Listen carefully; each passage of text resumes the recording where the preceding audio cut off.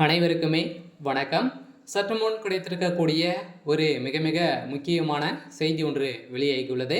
சற்று முன் கடும் அதிர்ச்சியில் கோபாலபுரம் 40 ஆம்புலன்ஸ் குவிப்பு, வெடித்த கலவரம், துணை ராணுவம் குவிப்பு, இது மாதிரி பார்த்தீங்கன்னா செய்திகள் வெளியாயிருக்கு.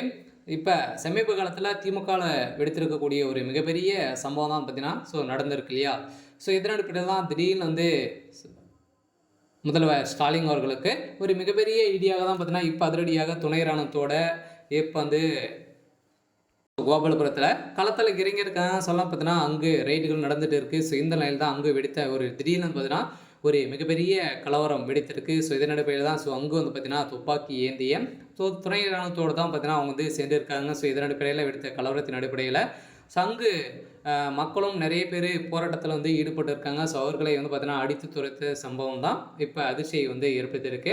இதன் அடிப்படையில் தான் அங்கு பாதிக்கப்பட்ட அங்கே ரத்த கடாய் பார்த்தீங்கன்னா மாறி இருக்கக்கூடிய நிலையை தான் இப்போ பார்த்தீங்கன்னா அதிரடியாக கோபாலபுரத்தில் 40 ஆம்புலன்ஸ் குவிக்கப்பட்டு இங்கே ஒரு பெரிய கலவரங்கள் வெடித்திருக்கு. இதை பற்றி இந்த வீடியோவில் நம்ம முழுமையாக பார்க்கலாம். அதுக்கு முன்னாடி நம்ம சேனலுக்கு இப்போ தான் நீங்கள் முதல் முறையாக வந்திருக்கீங்க அப்படின்னா மறக்காமல் நம்மளுடைய சேனலை சப்ஸ்கிரைப் பண்ணி சப்போர்ட் பண்ணுங்கள். வாங்க வீடியோக்குள்ளே போகலாம்.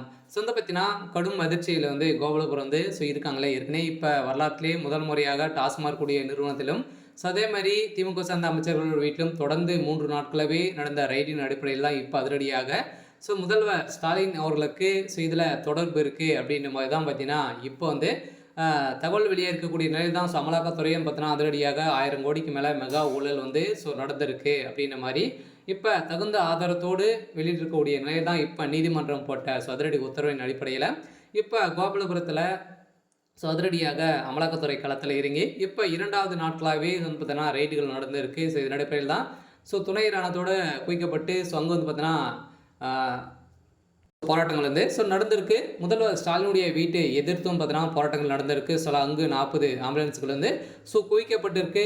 இதனால் அங்கு ஒரு வெடித்த கலவரத்தின் அடிப்படையில் தான் அங்கு பார்த்தீங்கன்னா அடிதடி மோதல்கள் ஏற்பட்டிருக்கு. இதன் அடிப்படையில் தான் முதல்வர் ஸ்டாலின் அவர்கள் ஏற்கனவே டெல்லியில் திகார் சிறையில் அடைக்கப்பட்டு இருக்கக்கூடிய சம்பவத்தின் அடிப்படையில் இப்போ முதல்வர் ஸ்டாலினுடைய வீட்டிலும் அதே மாதிரி அவருக்கு சம்மந்தப்பட்ட அலுவலகங்களிலும் பார்த்தீங்கன்னா ரைடுகள் நடந்திருக்கு. இந்த ரைடின் அடிப்படையில் அதிரடியாக திமுகவுடைய கதை ஒட்டுமொத்தமாக முடிய போகுது. அதே மாதிரி முதல்வர் ஸ்டாலினுடைய கதையும் அதே மாதிரி பார்த்தீங்கன்னா செந்தில் பாலாஜி, ஜெகத் ராக்சன் இருவருக்குமே சம்மந்தப்பட்ட இடங்களிலும் ரைடுகள் நடக்குது. முதல்வர் ஸ்டாலின் அவர்களும் பார்த்தீங்கன்னா செந்தில் பாலாஜியுடைய கதை ஒட்டுமொத்தமாக முடிக்கக்கூடிய நிலை தான் இப்போ உருவாகியிருக்கு. இருந்தாலுமே என்ன நடக்க போகுது அப்படின்றத வெயிட் பண்ணி பார்க்கலாம். இது மாதிரி செய்திகளை தெரிஞ்சுக்கணும் அப்படின்னா மறக்காமல் நம்மளுடைய சேனலை சப்ஸ்கிரைப் பண்ணி சப்போர்ட் பண்ணுங்கள். தேங்க்யூ.